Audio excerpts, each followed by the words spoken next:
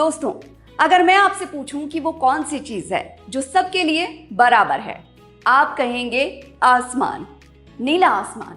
और नीला कोट पहने एक शख्स जो इस मुल्क में औरतों, दलितों, पिछड़ों का आसमान बन गया।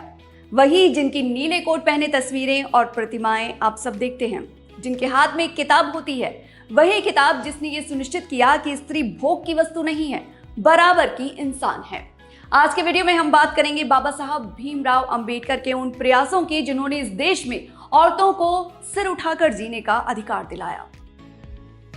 बाबा साहब कहते थे कि मैं किसी समुदाय की प्रगति को उस डिग्री से मापता हूं जो महिलाओं ने हासिल की है। वो जानते थे कि जब तक महिलाएं पीछे रहेंगी, देश कभी आगे नहीं बढ़ सकता। शायद यही वजह थी कि उन्होंने समाज में औरतों के हालात सुधारने के लिए एड़ी चोटी का जोर लगा दिया। बाबा साहब ने उस वक्त में औरतों के लिए वो सब किया जो भविष्य के लिए महिला सशक्तिकरण की नींव बना। महिलाओं के पक्ष में बाबा साहब की सबसे बड़ी लड़ाई थी हिंदू कोड बिल। 1950 के दशक में उन्होंने महिलाओं को संपत्ति में अधिकार, तलाक का अधिकार और गोद लेने का अधिकार दिलाने के लिए ये बिल पेश किया। उस वक्त समाज के एक बड़े रूढ़िवादी वर्ग ने इसका विरोध किया। जब ये बिल पास नहीं हो पाया तो बाबा साहब ने कानून मंत्री के पद से भी इस्तीफा दे दिया। उनका ये त्याग दिखाता है कि उनके लिए महिलाओं के अधिकार राजनीति से कहीं ज्यादा ऊपर थे।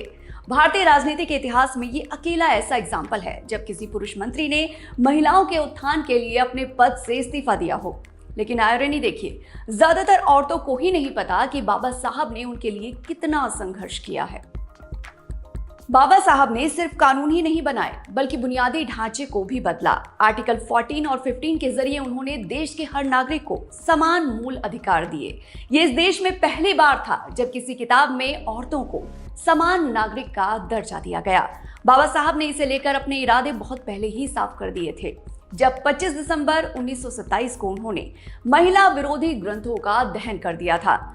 वहीं बाबा साहब ने संविधान बनाने के साथ ही औरतों को वोटिंग राइट्स भी दे दिए, जबकि हम सब जानते हैं कि दुनिया के सबसे विकसित देशों में भी औरतों ने वोटिंग राइट्स पाने के लिए लंबी लड़ाइयां लड़ी हैं। आज महिलाओं को जो मैटरनिटी लीव मिलती है, उसकी नींव बाबा साहब ने ही रखी थी। उन्होंने कहा था कि बच्चे को जन्म देना महज एक महिला की जिम्मेदारी नहीं है बल्कि पूरे समाज का दायित्व है।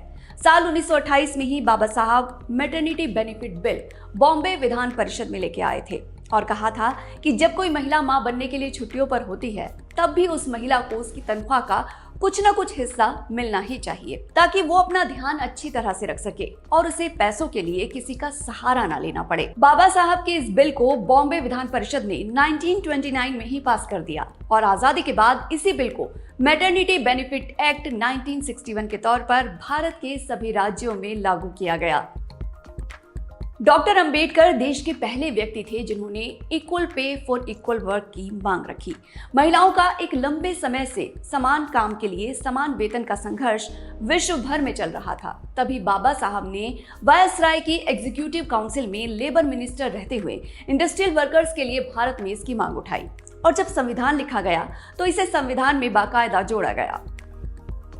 बाबा साहब ने औरतों की शिक्षा पर भरपूर जोर दिया। उन्होंने दलित और पिछड़ी महिलाओं को जागरूक करने के लिए कई सम्मेलन किए।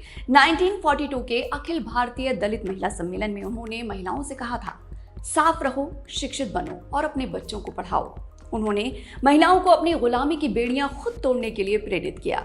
आज भारत की महिलाएं जो डॉक्टर, इंजीनियर, पायलट बन रही हैं, उसके पीछे बाबा साहब की दूरदर्शिता का बहुत बड़ा हाथ रहा है।